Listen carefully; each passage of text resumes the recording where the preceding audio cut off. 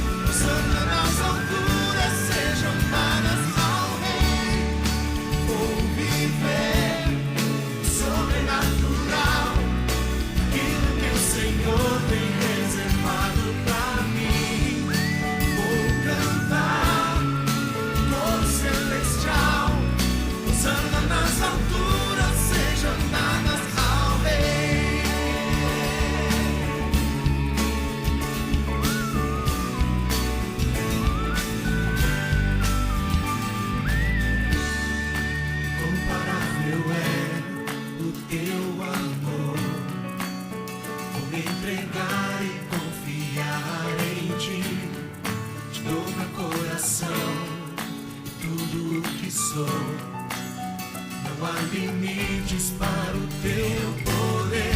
Minha vida está em tuas mãos. Recebe, ó Deus, meu louvor. Vou alcançar o que tens pra mim. Aleluia.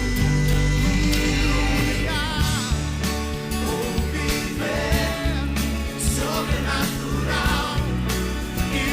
Senhor tem reservado pra mim. Vou cantar como celestial, usando nas alturas sejam dadas ao bem. Vou viver sobrenatural, aquilo que o Senhor tem reservado pra mim. Vou cantar.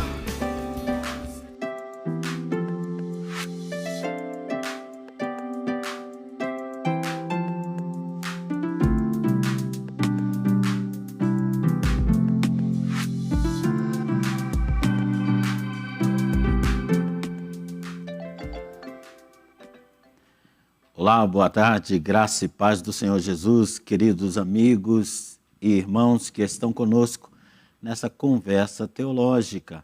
Estamos falando diretamente da Capela Irma Estevanato, que fica na Igreja O Brasil para Cristo no Mandaqui, a Avenida Ultramarino 616. Nossa igreja é presidida pelo pastor Joel Estevanato e sua esposa Leonor. E desde já quero convidá-los para estarem conosco aqui nos cultos da igreja, especialmente no domingo, pela manhã às 10 horas, à noite às 19 horas. É o culto familiar, é um culto de adoração ao Senhor. E nós temos tratado dos assuntos referentes a valores. Durante todo o ano de 2023, essa temática vai orientar a programação da igreja e também as ministrações. Se você deseja edificação para você, para a sua família, dentro desse tema, é um prazer tê-lo conosco. Domingos, 10 e 19 horas. Também às quintas-feiras, nós temos o culto presencial, que é mais para oração, mas também para edificação das nossas vidas pela palavra, também dentro do tema valores. E este é o culto de intimidade com Deus. Você é nosso convidado nas quintas-feiras, às 20 horas. Participe conosco, vai ser um prazer tê-lo aqui. Na nossa conversa teológica, nós estamos tratando do tema geral escatologia hoje. E temos nos detido, temos olhado, procurando olhar sistematicamente para o tema a grande tribulação. Você deve se lembrar, se você tem acompanhado o programa, e se não tem, é bom você ficar sabendo, você poderá ver outras edições, nós temos trazido aqui uma estruturação do que seja esse assunto. Então, falamos da questão da tribulação dentro das Escrituras, como o termo aparece, como a circunstância aparece. Nós também tratamos da igreja e a tribulação, aquilo que a igreja sofreu e sofre na atualidade dentro deste tema, tribulação. Nós trouxemos também o posicionamento de Mateus 24 sobre esse assunto e começamos na semana passada falando sobre a grande tribulação de uma maneira mais específica. Esses programas você pode ver no nosso quadro de programação. Você pode entrar lá, consultar, assistir a cada um deles e será um prazer para nós que você faça assim. Hoje nós queremos dar continuidade, tentar fechar uma parte importante do assunto grande tribulação, que é a identificação dessa situação que nós fizemos na semana passada e agora tentar situar um pouco no tempo esse acontecimento, esse período. É disso que estamos tratando hoje.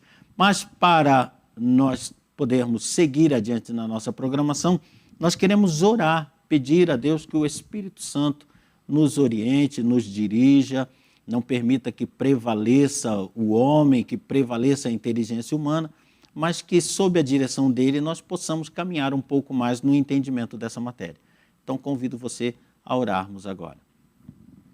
Deus querido, Pai amado, Pai de nosso Senhor e Salvador Jesus Cristo, nós suplicamos, Senhor, que ao tratarmos deste assunto complexo, Senhor, difícil dentro da Tua palavra, tenhamos, Senhor, a orientação, o socorro, Pai querido, a condução do Teu Espírito Santo, que não falemos de nós mesmos, que não ousemos colocar posição humana, pessoal, individual sobre nenhum assunto, mas que o Teu Espírito Santo gentilmente nos oriente, Pai querido, a refletir sobre as verdades da Tua palavra. E aquilo que Tu queira nos revelar, Pai, nós somos agradecidos a Ti, porque Teu é o poder e Tua é a honra sobre todos esses assuntos. Nós Te agradecemos por isso, em nome do Senhor Jesus. Amém e amém, Senhor.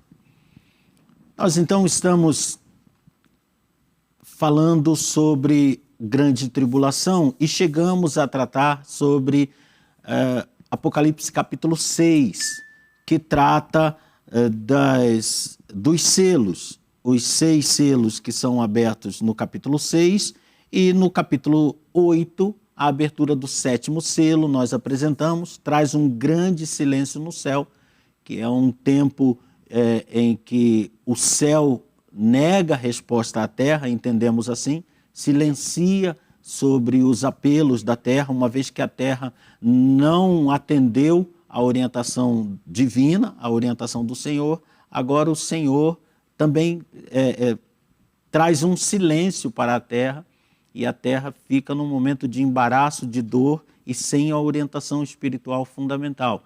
Nós entendemos também que é um momento de consternação no céu, pela perdição de muitas almas, pelo afastamento do Criador. E nós entendemos também que esse silêncio é um silêncio de expectativa, porque a seguir-se dos 7 selos que são abertos, o 7º selo traz a abertura, traz o toque de 7 trombetas, que é um juízo mais forte, mais incisivo, mais doloroso para a humanidade. E ainda numa terceira situação, uma terceira instância, serão derramadas 7 taças da ira de Deus. E nós colocamos na semana passada que uma maneira de se entender esses 3 moveres do céu sobre a terra seriam moveres progressivos. A abertura dos 7 selos é drástica, mas o toque das 7 trombetas é mais drástica e é um momento mais avançado na história da humanidade. E o derramamento das 7 taças seria algo gravíssimo. Muitos teólogos tradicionais têm entendido que os 7 selos e que as 7 trombetas descem sobre toda a humanidade em resposta ao que a humanidade fez, em resposta ao que a natureza foi provocada, em resposta ao abandono da presença de Deus, mas que as 7 taças seriam o derramamento da ira de Deus sobre os perversos. Isso vai causar um posicionamento. Muitos que têm defendido o arrebatamento da igreja, ou antes da tribulação, ou ao meio da tribulação, entendem que as 3 sequências de castigo sobre a humanidade seriam a grande tribulação, e a igreja não passaria por isso, por ser todo esse período castigo de Deus, a igreja não passaria por isso. Esse é um ponto tradicionalmente adotado pelo pré-tribulacionismo. Já aqueles que entendem que 3 anos e meio seriam de sofrimento da humanidade em geral, causado pelo comportamento humano, e que os 3 anos e meio finais é que seriam castigo de Deus direto sobre a impiedade. Estes entendem que a igreja seria arrebatada ao final dos 3 anos e meio, portanto, no meio da tribulação, são mid-tribulacionistas. E há aqueles que entendem que todo esse período de 7 selos, de 7 trombetas e de 7 taças se referem à mesma coisa, e a igreja vai passar por tudo isso. Estas pessoas adotam o pensamento pós-tribulacionista. Então, nós queremos hoje não tratar de arrebatamento, mas procurar entender esse período de tribulação, seja ele com a participação da igreja ou não. Estamos tratando agora de tribulação. Eu sei que é difícil, o pensamento da gente foge, a pergunta fica no ar, mas e a igreja? Mas e a igreja? Mas num estudo sistemático, nós precisamos mastigar bem uma coisa por vez, entender o melhor possível aquele assunto por vez, não misturar 2 assuntos. Então vamos caminhar um pouquinho mais em grande tribulação e no próximo programa vamos tratar um pouco dos posicionamentos de arrebatamento. A grande tribulação tem lugar. É verdade, o próprio capítulo 24 de Mateus diz que a questão de se marcar datas, de se cercar datas, não tem orientação do Espírito Santo, porque se houvesse tal orientação, estaria em desacordo com o que o Senhor Jesus Cristo estabelece justamente em Mateus 24, que diz: daquele dia e hora ninguém sabe, nem os anjos do céu, nem mesmo o Filho, mas tão somente o Pai. Então não é possível saber qual é o dia que dá o start, que dá o início para esse período de grande tribulação. Quanto tempo dura a grande tribulação? Há como se conjecturar isso dentro das Escrituras? Esse é o nosso assunto de hoje. Então, nós vamos caminhar um pouquinho nele, tentando buscar o início. Penso eu, o pensamento do pastor Eduardo, de que nosso início está em Daniel, capítulo 9, verso 27. Por que eu estou dizendo isto? Porque é a passagem que nos parece mais remota sobre esse período. Número 2, lendo de uma forma simples, natural, essa passagem que nós vamos ler daqui a pouco, lendo de uma forma natural, nos parece ficar claro um período de 7 anos que resta à humanidade. Depois, nós temos uma visão de que Mateus 24 e o livro de Apocalipse vai tratar do mesmo assunto. Então vamos caminhar em Daniel capítulo 9, verso 27. Nós vamos olhar para ele agora. Ele está tratando da vinda de um futuro líder, príncipe romano.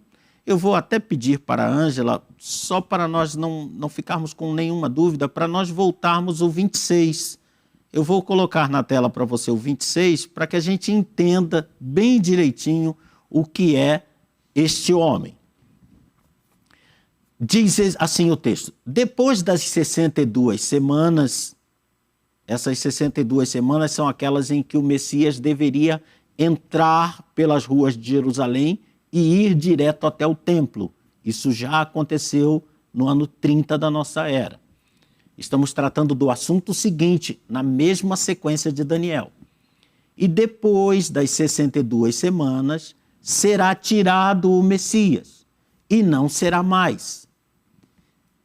Então aqui encerra-se o assunto Messias. Ele é tirado na 62ª semana.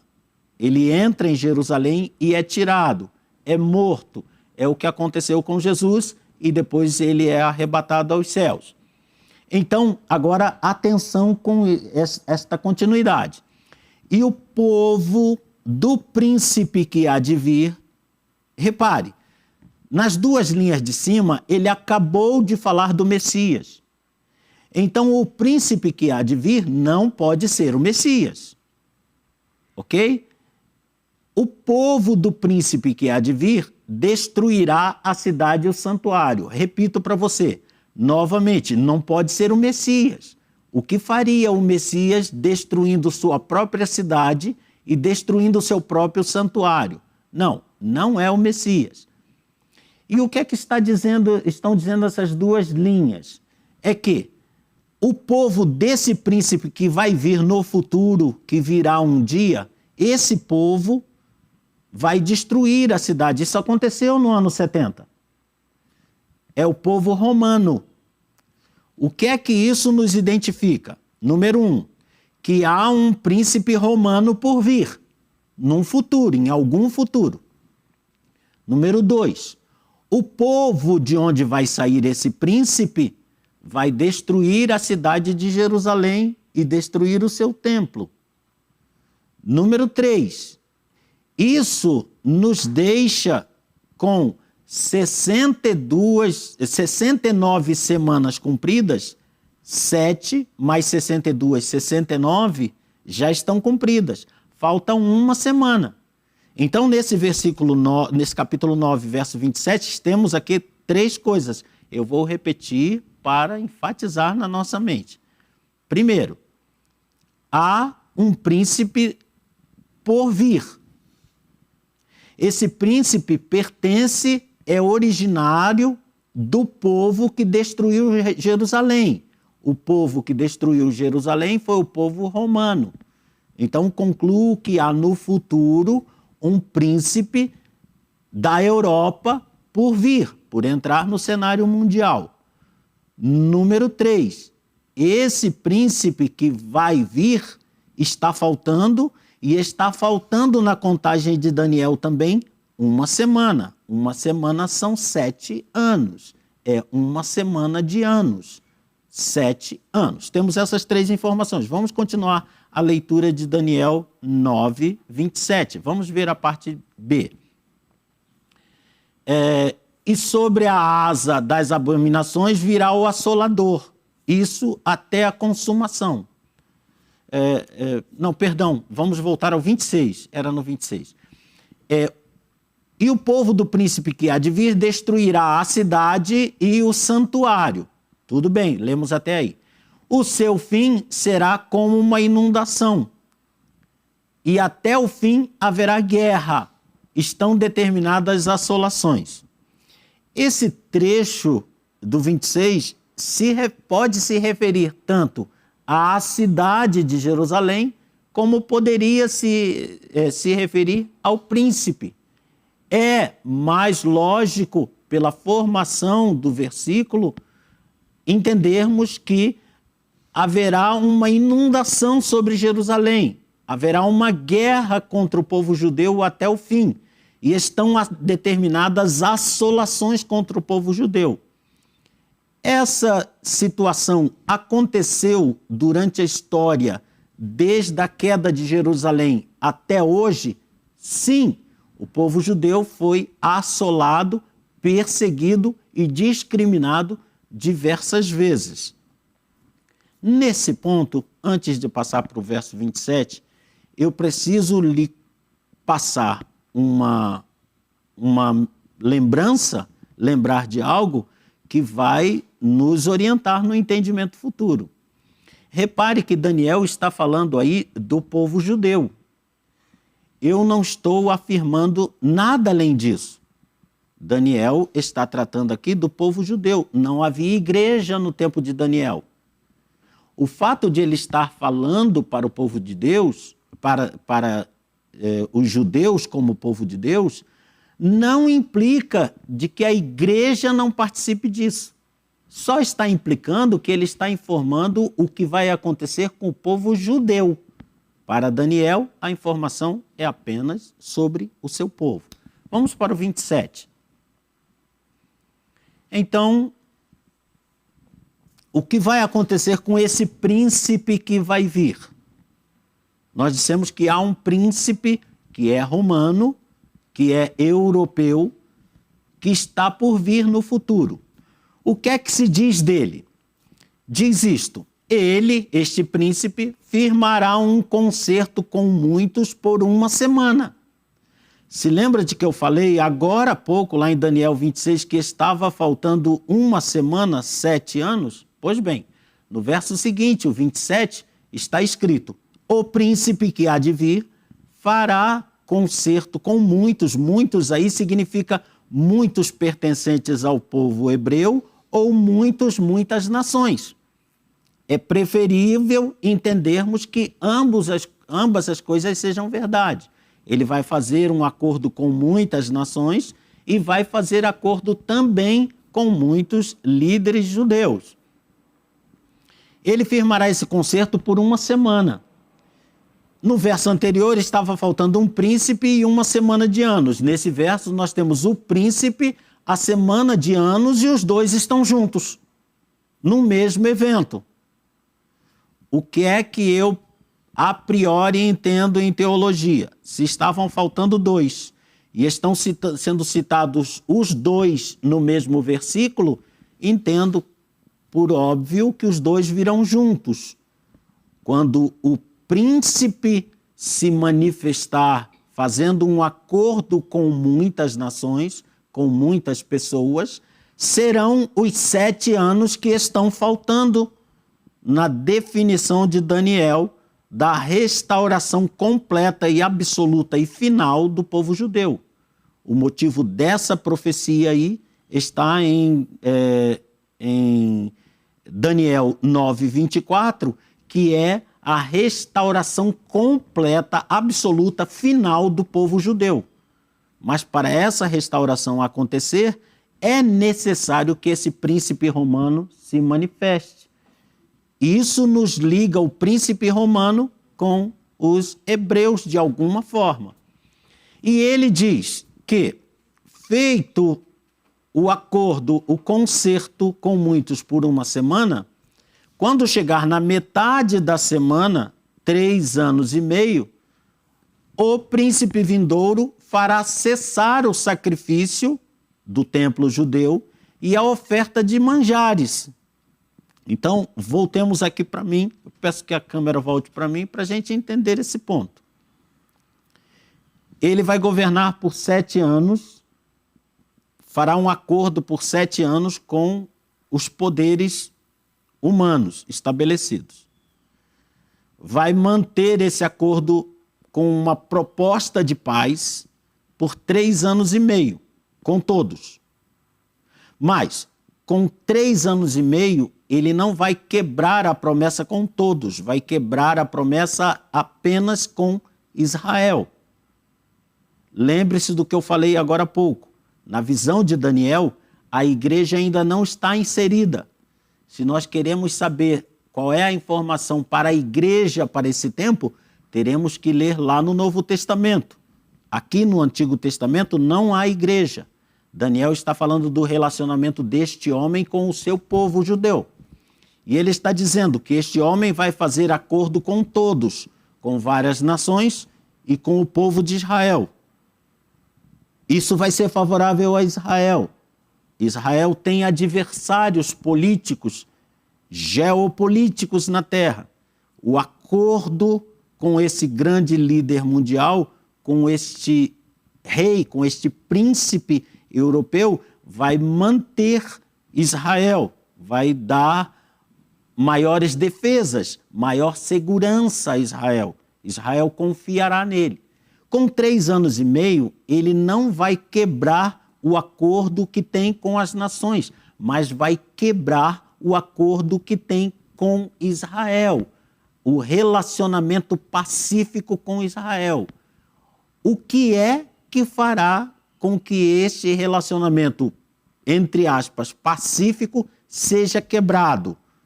O que é que determina isso? Voltemos ao nosso versículo. O que é que vai causar?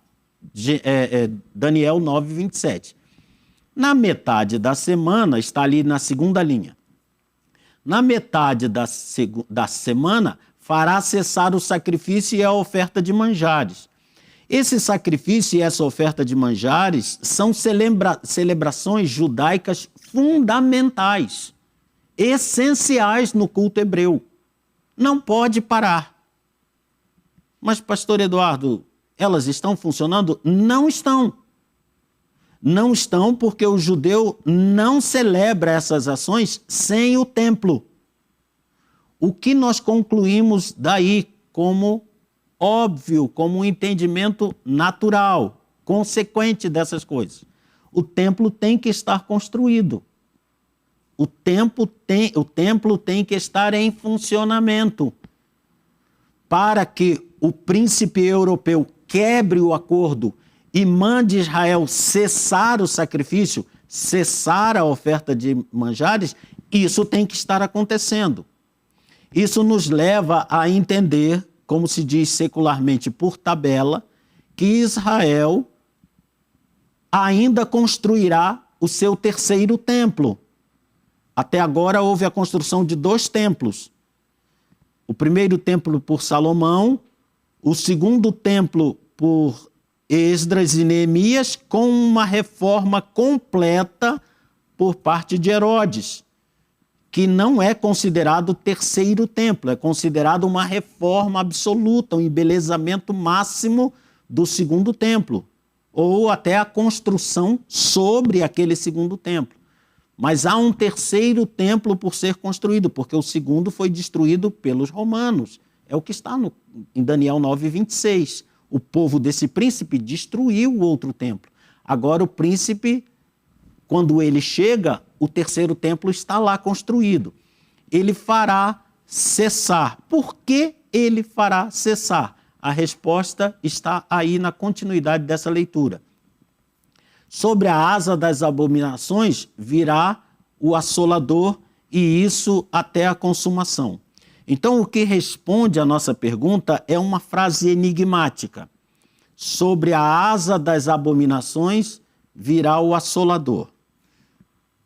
Em Mateus, podemos voltar para mim, por favor, Ângela? Em Mateus 24, Jesus está conversando com seus discípulos e ele lembra: quando virdes a abominação desoladora, ou o abominável da desolação, no lugar santo, então vocês devem fugir.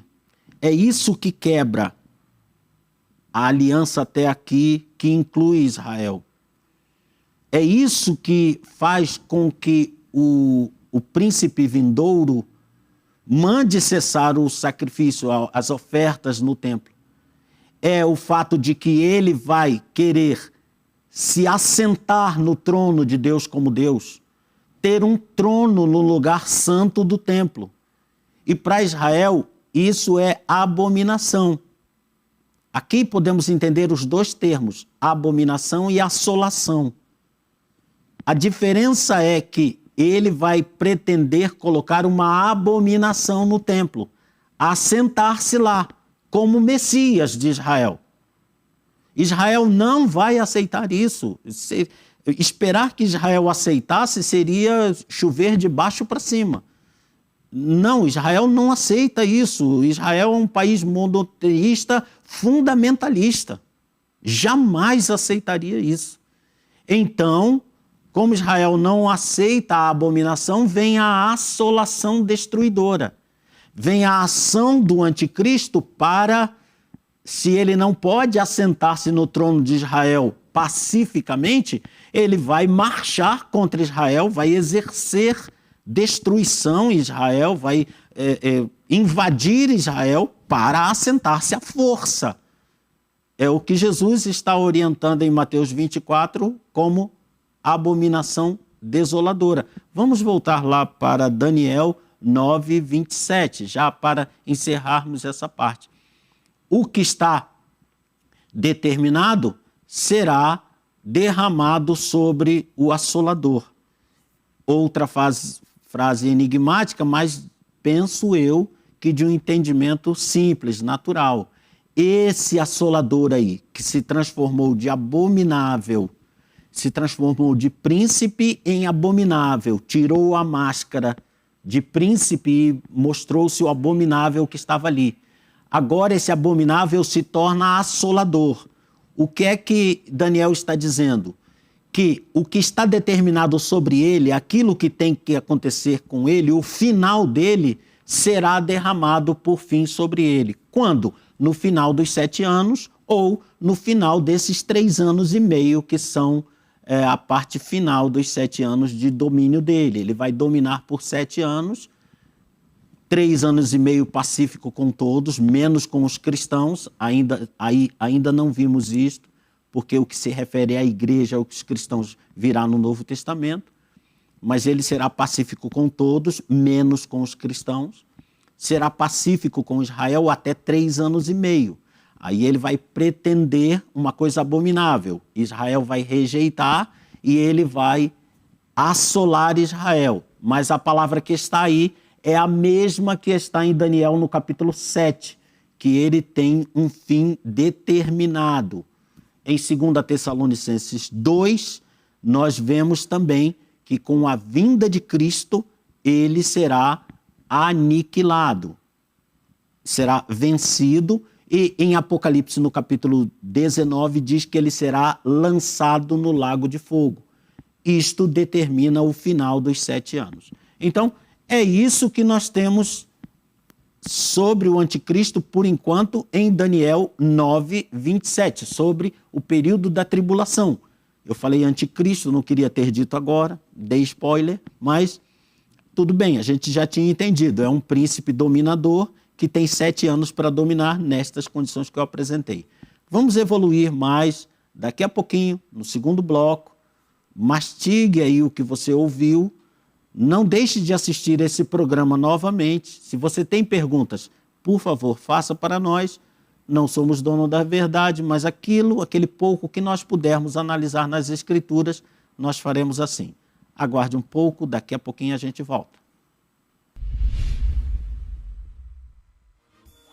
Olá, eu sou o Rediane Nascimento e eu estou aqui para te fazer um convite muito especial para você vir fazer o nosso devocional diário que acontece às 8 da manhã, de segunda a sábado. Então eu quero te convidar a vir aqui na Capela Irma Estevanato para fazermos o nosso devocional de forma presencial. Lembrando que aos sábados o nosso devocional ele é exclusivamente online. Então só me resta agora deixar com vocês um forte, mas bem forte abraço. Beijos, beijos, beijos e te vejo aqui. Tchau!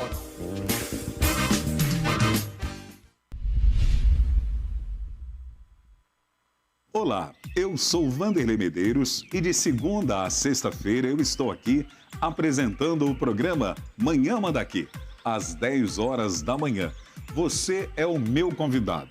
A nossa programação sempre recebe convidados que nos edificam através da história de vida, da sua experiência com Deus e também cantando e entoando louvores ao nosso Deus. É de segunda a sexta-feira, às 10 horas da manhã, nas nossas redes sociais, o BPC Manda Aqui na Manda Aqui Online. Deus te abençoe e até lá.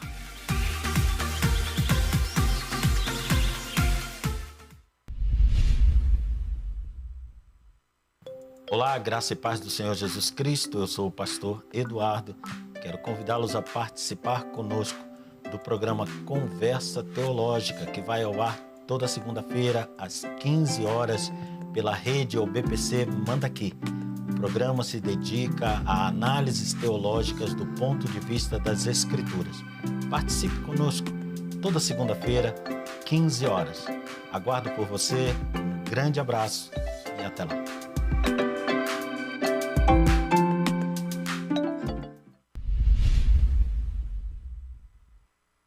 A graça e a paz do Senhor Jesus, irmãos. Aqui quem fala é o missionário Vitor Soares e eu estou passando aqui na TV Manda Aqui Online para te convidar a todas as terças, a partir das 15 horas, estarmos juntos no programa Missão Desafio em Ação, o nosso encontro semanal onde você e eu passaremos momentos de aprendizado falando sobre o campo missionário, as últimas notícias e tudo aquilo que está relacionado à obra missionária e à nossa Missão Desafio. Todas as terças, às 15 horas, não perde, temos um encontro marcado. Que Deus te abençoe, em nome de Jesus.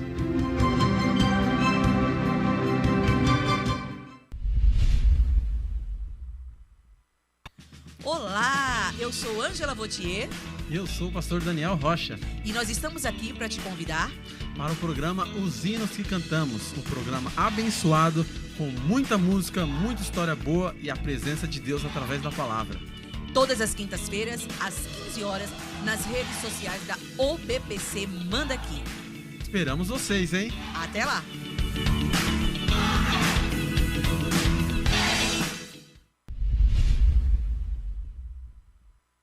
Olá, queridos! É uma alegria passarmos aqui para convidá-los a estar conosco todas as sextas-feiras, às 15 horas, no programa Aliança de Amor.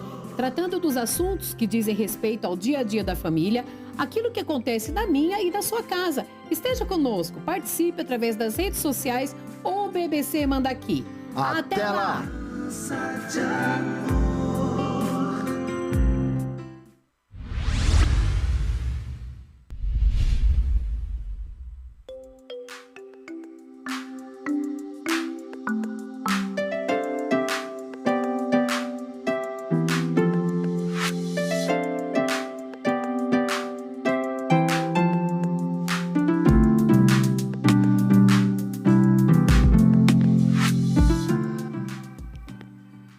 Olá, estamos de volta, como você viu aí, programação para a semana toda, à tarde.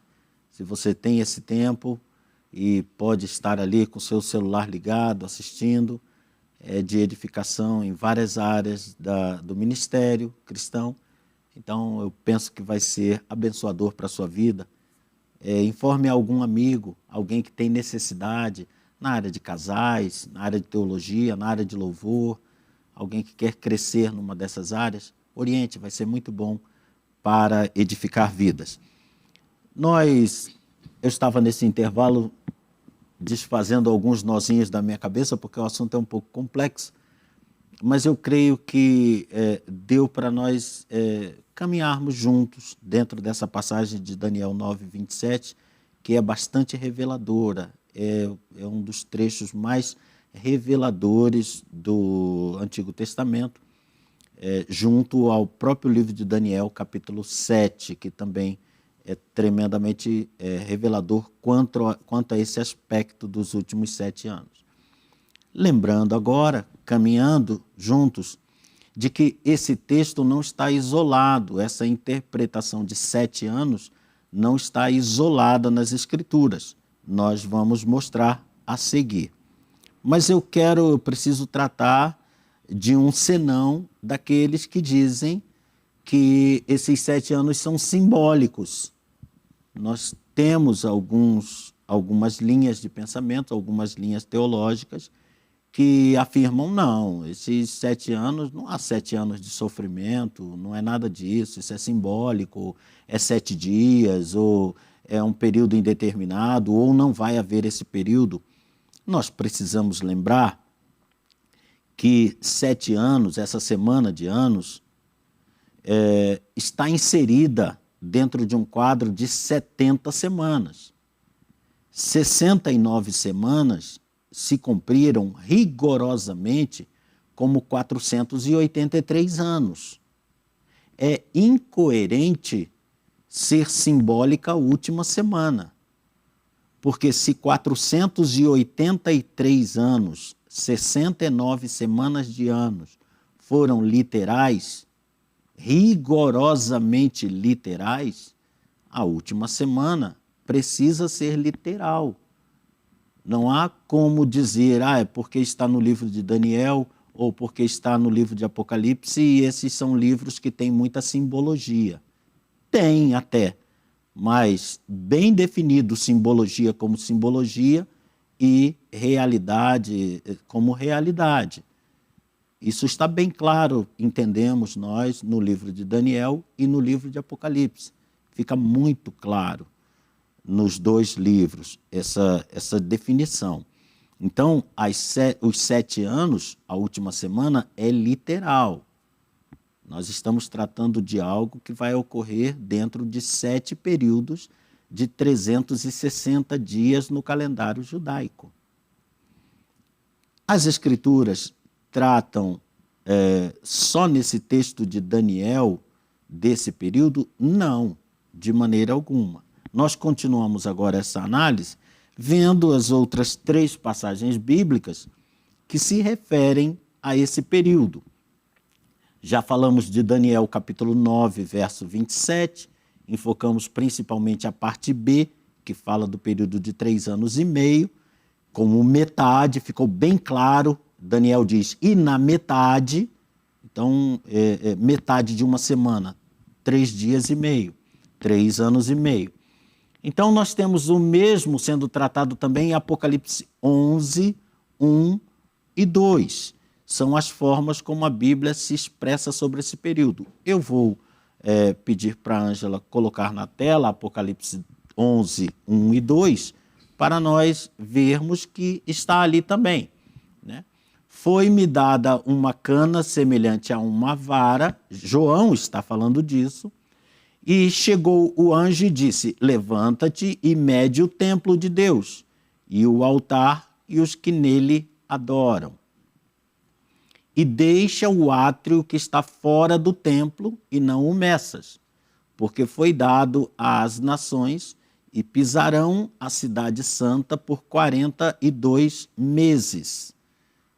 Numa conta de anos, 36 meses são 3 anos, mais 6 meses de metade de um ano dá 42 meses. Então, as Escrituras estão tratando de uma forma diferenciada agora do mesmo período, sendo que há gentios pisando o templo, uma invasão gentia. E essa invasão, nós estamos supondo, nós estamos inferindo que ela se dará pelo posicionamento do príncipe vindouro. Há 42 meses em que os gentios pisarão o templo em Jerusalém. Pastor, isso pode se referir a mais de um evento na história? É claro que sim. A profecia bíblica, ela tem muitas vezes o seu cumprimento duplo. Vou narrar um caso muito simples, que é o que está em Isaías, sobre a virgem conceber. Ela concebeu para Isaías no tempo de Acais, e o livramento proposto pelo Senhor a Acais e a Israel como nação aconteceu quando uma moça teve um filho. Mas a profecia se cumpre muito mais rigorosamente no segundo evento, quando uma virgem, não apenas moça, mas uma virgem, dá à luz ao Filho de Deus, ao Salvador do mundo. É uma profecia de cumprimento duplo. Isso acontece, sendo que funciona como uma regra, né? Não está escrito em lugar nenhum, mas na análise das profecias bíblicas que tem esse acontecimento, sempre o segundo acontecimento é o acontecimento mais cheio, mais completo, mais detalhado. O segundo é o que vale. O primeiro é uma figura dele. Isso aconteceu com Jesus o tempo todo. Vários personagens tiveram profecias ditas sobre si que se cumpriram em Jesus. Por exemplo, um exemplo. Salomão é o filho de Davi, que, conforme palavra preditiva de Deus, edificaria a casa ao Senhor. É Jesus, da descendência de Davi, que edifica o templo do Espírito Santo, o templo do Senhor. E lá em João, Jesus deixa claro isto quando ele diz que derrubai este templo e eu o edificarei, reedificarei em 3 dias. Isso causa confusão nos fariseus, mas João diz, ele dizia isso de si mesmo. Quando ele ressuscitou, os seus discípulos creram. Então veja, a profecia é dada por Deus a Davi de que o filho de Davi construiria casa ao Senhor. Salomão construiu o templo do Senhor, cumprimento da profecia do Senhor a Davi. Mas o filho de Deus, que é da descendência de Davi, construiu o verdadeiro templo do Espírito Santo, que somos nós, através da sua própria vida. A sua vida, sendo o templo de Deus, foi derribado e restaurado e assim nos deu a possibilidade de sermos também templo do Espírito Santo. Então essa profecia bíblica é muito comum nas Escrituras. E aqui em Apocalipse 11, 1 e 2, nós temos o pisar dos gentios durante 42 meses no átrio do templo, no átrio externo. No capítulo 12, 6, nós vamos ver de novo essa subdivisão de 3 anos e meio. Lembrando que são períodos literais, não são simbólicos, porque nada até aqui, referente às 70 semanas, é simbólico. Diz lá, a mulher fugiu para o deserto, a mulher aí é representativa de Israel, fugiu para o deserto, onde já tinha lugar preparado por Deus, para que ali fosse alimentada durante 1260 dias. Veja, em Daniel 9, 27, é um período de 7 anos dividido em 2. Em Apocalipse 11, 6, é um período de 42 meses, metade dos 7 anos. Aqui em Apocalipse é 1260 dias, é a metade de 7 anos, 3 anos e meio. Novamente, é o mesmo período em que Deus dará escape a Israel das mãos da perseguição desse príncipe. 3 anos e meio. E em Apocalipse capítulo 13, verso 5, por aí você já vai vendo que o estudo de Daniel e o estudo de Apocalipse deve ser necessariamente complementar. Em Apocalipse 13, 5, você vê, foi-lhe dada uma boca, aí está se referindo à besta que sobe do mar, né? A besta que sobe do mar, a primeira besta, e foi-lhe dada uma boca para proferir grandes coisas e blasfêmias, é uma definição clássica nas Escrituras do anticristo, do príncipe vindouro, e deu-se-lhe poder para continuar por 42 meses. Quando isso acontece? Essa besta é ferida mortalmente. Ela é ferida e todos dizem, e agora o que acontece? Esse príncipe está ferido, mas ele ganha nova vida. Ele ressurge, entre aspas, miraculosamente.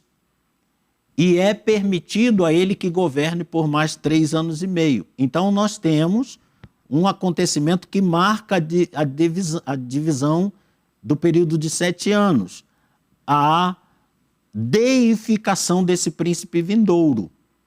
São fatos concomitantes, são fatos que acontecem numa sequência tão rápida, tão emendada, que não se percebe emenda. Próximo de 3 anos e meio, ele sofre uma ferida mortal. Ele é curado. Ele é curado, ganha aspectos de divindade. Ganhando aspectos de divindade, ele quer se assentar no trono judeu. O judeu diz, não, você vai ser divino lá com a sua turma. Venha ser divino na casa de Yahvé. Ele vai assolar Israel. E é permitida vida para ele por 3 anos e meio. todas essas coisas estão acontecendo dentro do trecho, do período que nós chamamos de 7 anos decisivos, em que nós entendemos haverá a grande tribulação.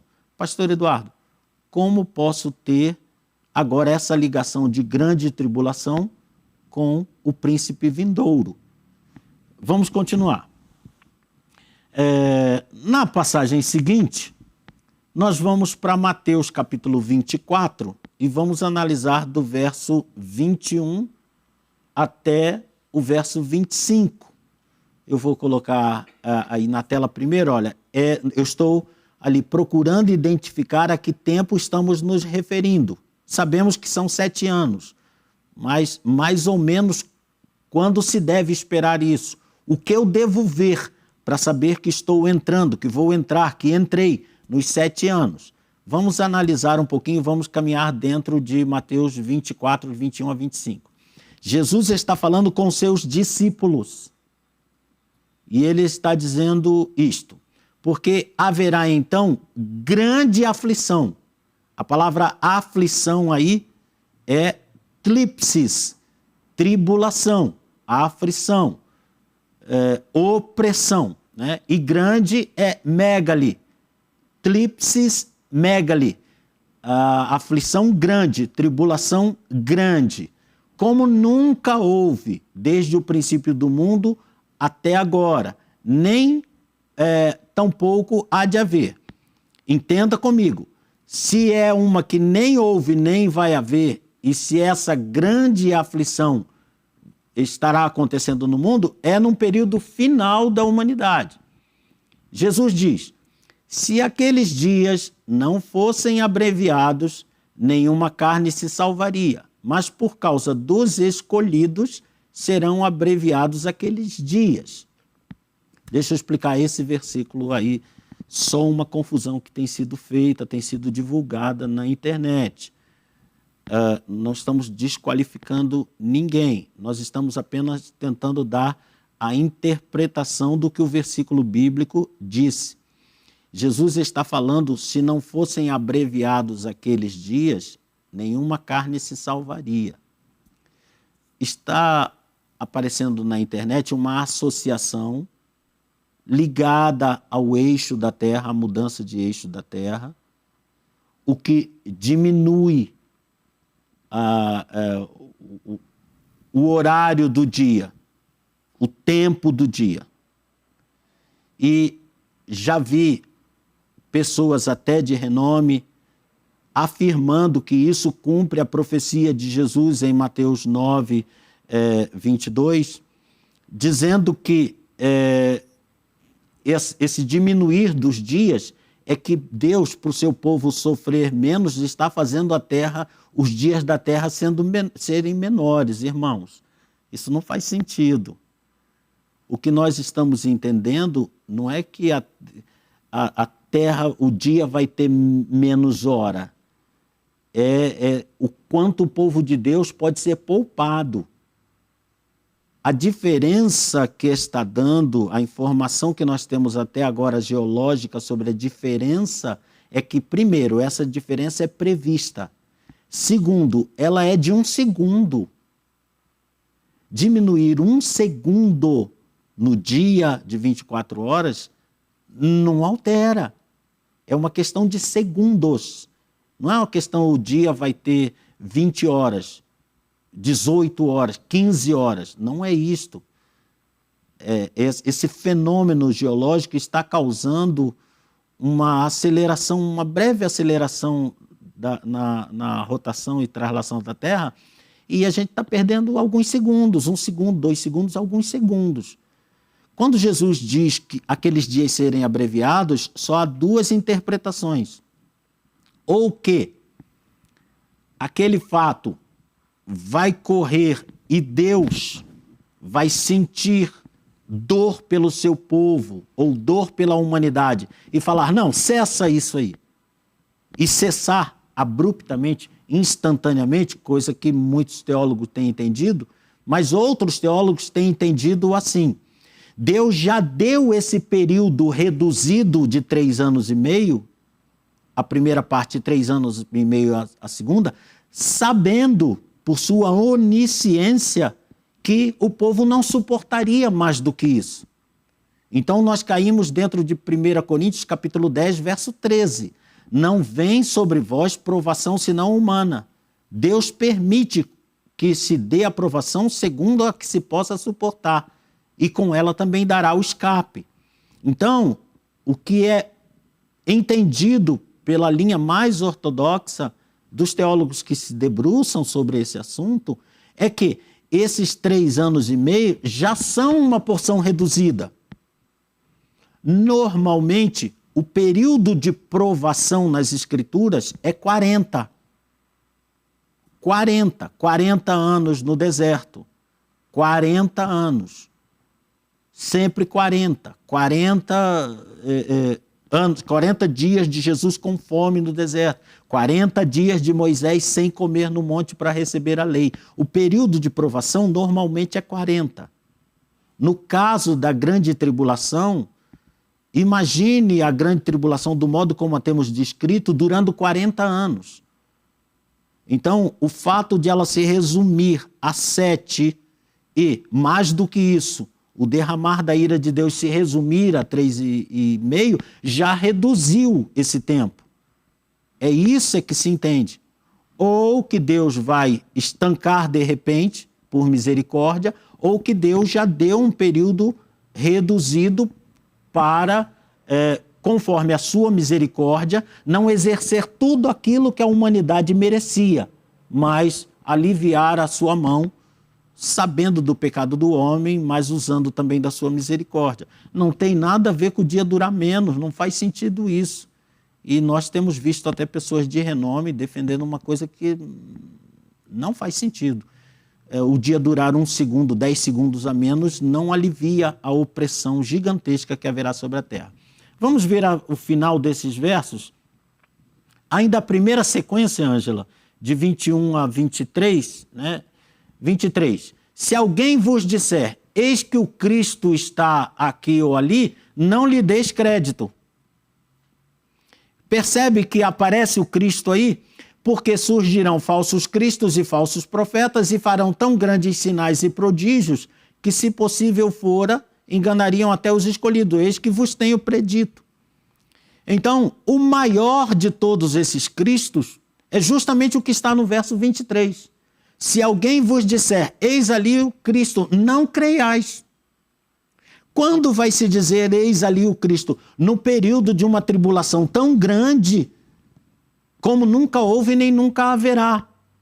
Isso me faz casar o surgimento de falsas esperanças de salvação, que mirarão no maior enganador de todos, que convencerá todos, exceto os escolhidos. O surgimento dele é junto com o surgimento da grande tribulação. Então casa aí, Mateus 24, de 21 a 25, casa Daniel, Apocalipse e Mateus como 7 anos do príncipe vindouro, em que haverá grande tribulação e a humanidade desesperada atrás de um Salvador, e ele sofrendo um ataque de morte, de alguma forma dado como morto, e sendo restaurado e se tornando a grande esperança, menos dos escolhidos, que sabem que Jesus vem nas nuvens. Ele não vem em carne, ele vem nas nuvens, num corpo espiritual. Então, entendemos que esse período está casado. Para fechar essa área, eu preciso dizer que a gente pensa no diabo como um ser chifrudo com uma capa preta e vermelha. Essa pode ser uma forma de ele se mostrar para aqueles que o temem. Mas a principal função dele não é causar terror, é seduzir. Quem está esperando um diabo perverso está se desguardando com o diabo sedutor, está em grave risco. O anticristo vai seduzir, ele vai se parecer tanto com Cristo que levas e levas de cristãos vão abraçar. Jesus não pode estar dizendo uma coisa tão óbvia dessa. É preciso entendermos. Ele fará tão grandes sinais que, se possível fora, enganaria até os escolhidos. Então não pense dele fazendo bolinha de sabão.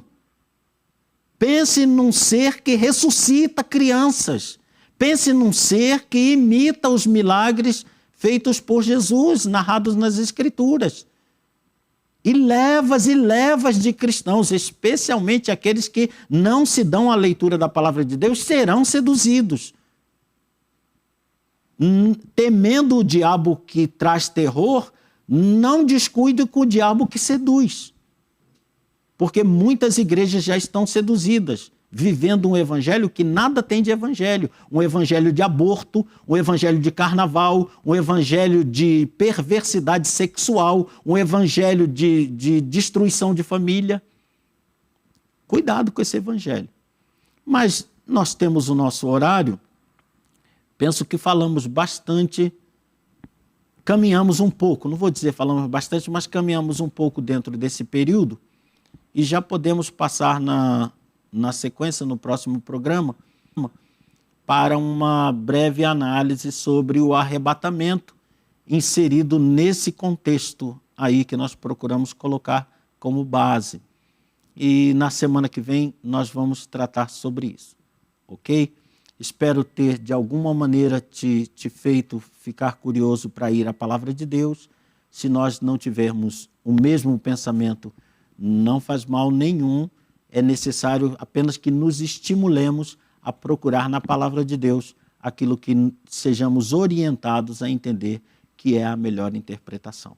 Não sei se temos alguma dúvida. Se não tivermos, nós vamos falar com aqueles que estão conosco, dar um grande abraço aos nossos queridos irmãos. Nós temos aí o capelão Marcelo Camia, líder, pastor lá na igreja O Brasil para Cristo em Vila Albertina. Um grande abraço, meu querido Marcelo, amigo de muito tempo, de muitos anos. Temos o Eduardo Soga, que eu já sei que é um estudioso da palavra de Deus, um estudioso de escatologia, está conosco hoje também. Estamos caminhando, irmão Eduardo, se Deus quiser, semana que vem vamos falar um pouquinho sobre arrebatamento. Diaconisa Doraci Oliveira, muito obrigado, irmã, pela sua companhia. Querido amigo pastor Livan Sanches, da Igreja O Brasil para Cristo no Peru. Olha, o pastor Livan, olha que atrapalhada que eu fiz. Pastor da Igreja O Peru para Cristo, né, uma nação amiga.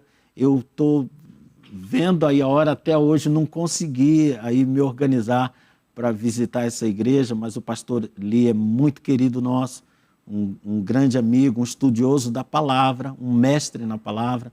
Um prazer, uma honra tê-lo assistindo esse programa. A irmã Heloísa Sanches, lá da O Brasil para Cristo de Marília, no interior de São Paulo, está conosco também. Muito obrigado pela companhia de vocês. Estejam conosco no próximo programa. E amanhã, pela manhã, nós temos o nosso Manhã Manda Aqui, o Falando Francamente, em que se junta essa dupla aí formidável, que é o pastor Ricardo Andrade e o pastor Vanderlei Medeiros. E eles têm uma conversa fantástica, com temas muito atrativos. E amanhã é só esse teminha aí, olha. Crentes ou seguidores de Cristo, tem diferença? Meu Deus, hein? Vai chover, vai ter raios, relâmpagos, trovões, fogo do céu aqui amanhã de manhã. Não perca essa programação, é 10 horas da manhã, eu não vou perder. Você vai ver que o meu nome está lá, eu vou estar acompanhando. Se Deus quiser, se Deus permitir, esteja também conosco. A você um grande abraço, muito obrigado pela sua paciência, pela sua amizade, pela sua companhia. Que o Senhor abençoe a tua semana, em nome de Jesus, graça e paz. Amém.